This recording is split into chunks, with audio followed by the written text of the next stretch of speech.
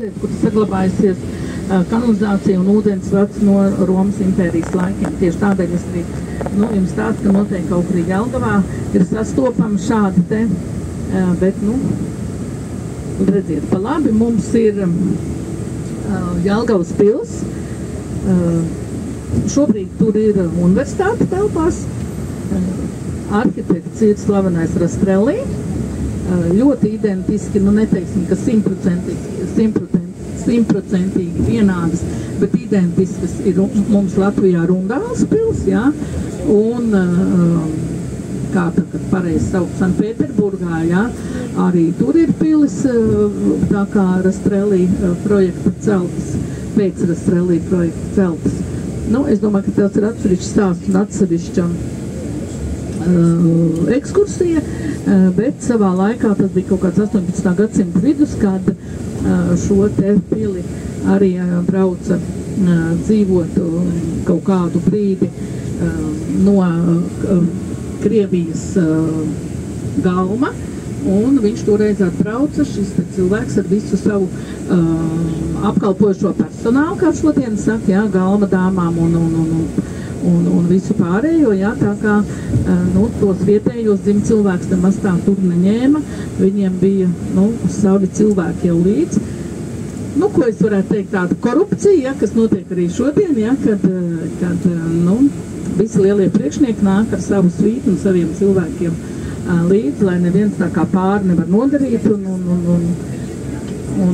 tāds. Tā kā vēsture ir ļoti interesanti, ja. Vienīgi uz priekšu labā pusē mēs redzam tādu smaili, tā ir Svētās Annas baznīca, katoļu baznīca, kura ir saglabājusies un pārcietusi arī visus karus, kas mums te ir bijuši. Tā kā, tāda vēsturiska vieta. Iekšā es turpat nekad neesmu bijusi, jo viņa ekskursijās nav iekļauta, bet, šobrīd mēs jau tuvojamies pareizticīgo baznīcai, uz kurien mēs būsim. Pa labi ir autoosta. Pa labi ir autoosta un taisni uz priekšu. Aplī pa kreisi, tur būs vilciena stacija. Ja?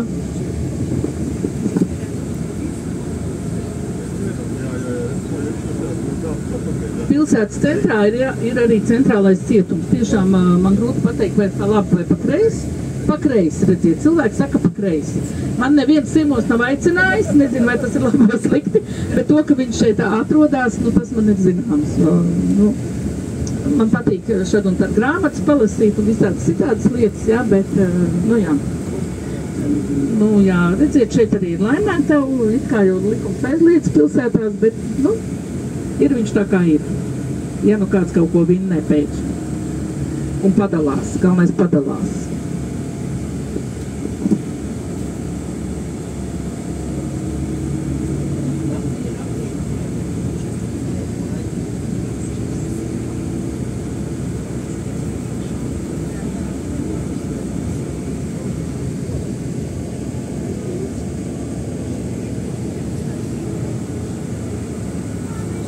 Un dzelzceļa stacija būs, tagad mēs brauksim pa apli taisni, bet dzelzceļa stacija ir no apļa pa kreisi.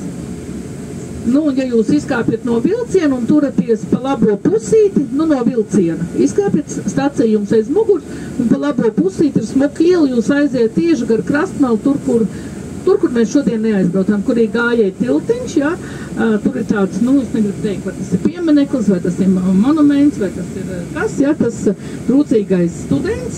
Viņš neizskatās pēc studenta, bet, tāds viņam ir tautā iesaukts, jā, un no apakšas viņam tādas strūklakas, un tad, jums tur visādi var trāpīties, vai jums tur tas lietus līst no augšas, no apakšas, vai arī nē, jā. Un ir tas kuģītis, ar kuru var izbraukt, ja viņš tajā momentā tur ir brīvs. Uz tā kuģīša nenotiek nekādi šovi, un tur jums nav gids, un tur vienkārši jūs varat iebraukt. Protams, ka viņš tur kaut kādas dekorācijas viņam ir, kas, tā kā varētu būt pirātu, tur kaut kāds karoks, vai varbūt, ka kapteinim tur ir kaut kāda cepure attiecīgi, ja, bet jūs par to lielu varat vizināties un skatīties pilsētas panorāmu. Es zinu, kad ir arī tāds uz vienu tā kuģīša ir kafejnīca restorāns, nu tā. Bet par cik tā Jelgava tiešām ir tuvu, un es domāju, ka tas klostera gājiens bija interesants, tā kā, piedodiet, bet tā viņš sanāk.